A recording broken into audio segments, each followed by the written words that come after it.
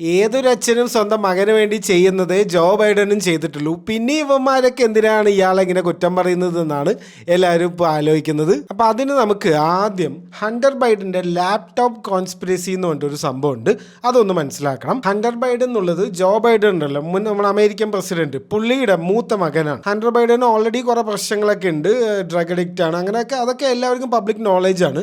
പക്ഷെ എന്താ സംഭവം എന്ന് വെച്ച് കഴിഞ്ഞാൽ പുള്ളി ഒരു കുഴപ്പം ചെയ്തു. അപ്പൊ ഹണ്ടർ ബൈഡൻ ചെയ്തൊരു കുഴപ്പം എന്താ വെച്ച് ഏപ്രിൽ 2019 അദ്ദേഹത്തിന്റെ ലാപ്ടോപ്പ് വെള്ളത്തിൽ വീണു എന്ന് പറഞ്ഞിട്ട് അമേരിക്കയിലെ ഡെലവെയർ എന്ന് പറഞ്ഞിട്ടുള്ള സ്ഥലത്തെ ഒരു സാധാരണ ഒരു ലാപ്ടോപ്പ് സർവീസ് സെന്ററിൽ ഈ ലാപ്ടോപ്പ് കൊണ്ട് കൊടുക്കുകയാണ് നേരാക്കാൻ പറഞ്ഞിട്ട്. പക്ഷെ എന്താ പറ്റിയെന്ന് അറിയില്ല, പുള്ളിക്ക് അത് മറന്നുപോയി.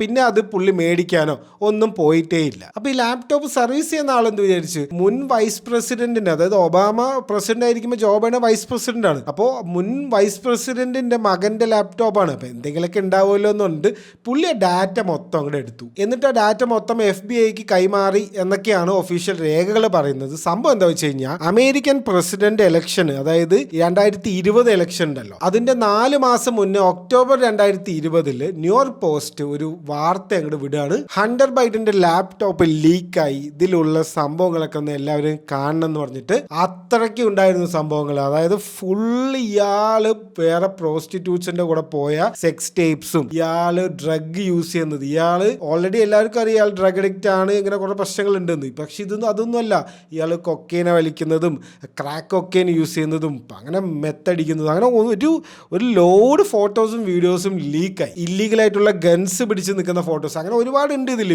ഫോട്ടോസും വീഡിയോസ് ഒക്കെ ആയിട്ട്. പക്ഷെ ഒരു കുഴപ്പമുണ്ട്, അത് മാത്രമല്ല ഇയാളുടെ ഇമെയിൽസ് ഉണ്ടല്ലോ, ഇമെയിലുകളും ഇയാൾ ബാക്കപ്പ് എടുത്ത് വെച്ചിട്ടുണ്ടായിരുന്നു, അതും ലീക്കായ കൂട്ടത്തിലുണ്ട്. അവിടെയാണ് കളി മാറുന്നത്. എന്താ സംഭവം, ജോ ബൈഡൻ വൈസ് പ്രസിഡന്റ് ആയിരിക്കുമ്പോൾ ഈ ഹണ്ടർ ബൈഡൻ എന്ത് ചെയ്തിട്ടുണ്ട്, കൺസൾട്ടന്റ് ആയിട്ട് വർക്ക് ചെയ്തിട്ടുണ്ട് ചൈനയിലെ ഉക്രൈനിൽ. ചൈനയിലെ വലിയ ഓയിൽ ബില്യണർ ആയിട്ടുള്ള ജിയാൻമിങ് എന്ന് പറഞ്ഞിട്ടുള്ള ആളുടെ അടുത്ത് ഇല്ലീഗലായിട്ട് പല കാര്യങ്ങളും അയാൾക്ക് അമേരിക്കയിലുള്ള ഒരു ഗ്യാസ് പ്രൊജക്ട് കിട്ടാൻ വേണ്ടിയിട്ട് ഇവർ ചെയ്ത് കൊടുത്തതിന്റെ ഡീറ്റെയിൽസ് മൊത്തം അതിലുണ്ട്. അതിൽ കോമഡി, ഇപ്പൊ ജിയാൻമിങ്ങിനെ ചൈനക്കാർ പിടിച്ച് ജയിലിട്ടിരിക്കുകയാണ് ബ്രൈബറിക്ക് ഒരു കേസിൽ കുടുങ്ങിയിട്ട്. അതേപോലെ ഉക്രൈന്റെ കാര്യത്തിൽ കുറച്ചുകൂടെ സീരിയസ് ആണ്. ബറിസ്മ എന്ന് പറഞ്ഞിട്ടുള്ള അവരുടെ ഒരു എനർജി ഒരു കമ്പനി ഉണ്ട്, അവർ $1.2 മില്യൺ ആണ് പെർ ഇയർ ഹണ്ടർ ബൈഡന് നൽകിക്കൊണ്ടിരുന്നത്. ബൈഡന്റെ കയ്യിൽ നിന്ന് ഓരോ ഫേവേഴ്സ് കിട്ടാൻ വേണ്ടിയിട്ട് അവർക്ക് വേണ്ടി ഒരുപാട് കാര്യങ്ങൾ ചെയ്ത് കൊടുത്തിട്ടുണ്ട്. ഇവർക്കെതിരായിട്ട് ഉക്രൈനിൽ ഒരു കേസ് വന്നപ്പോൾ അത് കേസ് നടത്തിക്കൊണ്ടിരിക്കുന്ന ആളിനെ വരെ അവർ ഗവൺമെന്റിൽ പ്രഷർ കൊടുത്തിട്ട് മാറ്റിച്ചു. പിന്നെ ഇല്ലീഗലായിട്ട് ഒരുപാട് ഇങ്ങനെ കോൺട്രാക്ട്സ് കിട്ടാനും അങ്ങനെ പല കാര്യത്തിനു വേണ്ടി പൈസ ട്രാൻസാക്ഷനും ഇഷ്ടം പോലെ സംഭവങ്ങൾ ഇത് മൊത്തം ആ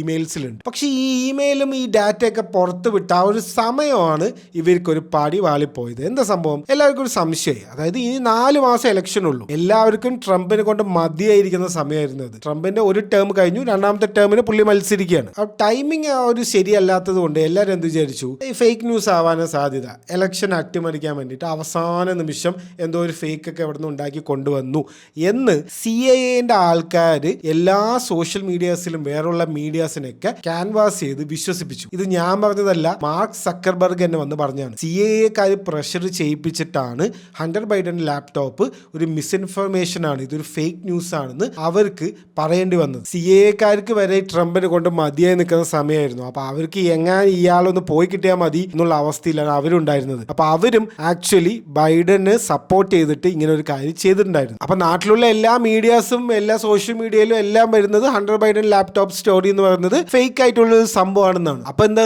ആരും വിശ്വസിച്ചില്ല. അങ്ങനെ എല്ലാവരും വോട്ട് ചെയ്ത് ബൈഡൻ തന്നെ പ്രസിഡന്റും ആക്കി. അപ്പൊ ഇപ്പൊ എന്താ സംഭവിച്ചത്, പിന്നീട് ആ സ്റ്റോറിക്ക് എന്ത് സംഭവിച്ചു അതറിയണമെങ്കിൽ വീഡിയോന്റെ സെക്കൻഡ് പാർട്ട് കാണുക, തൊട്ടടുത്ത വീഡിയോ നോക്കിയാൽ മതി.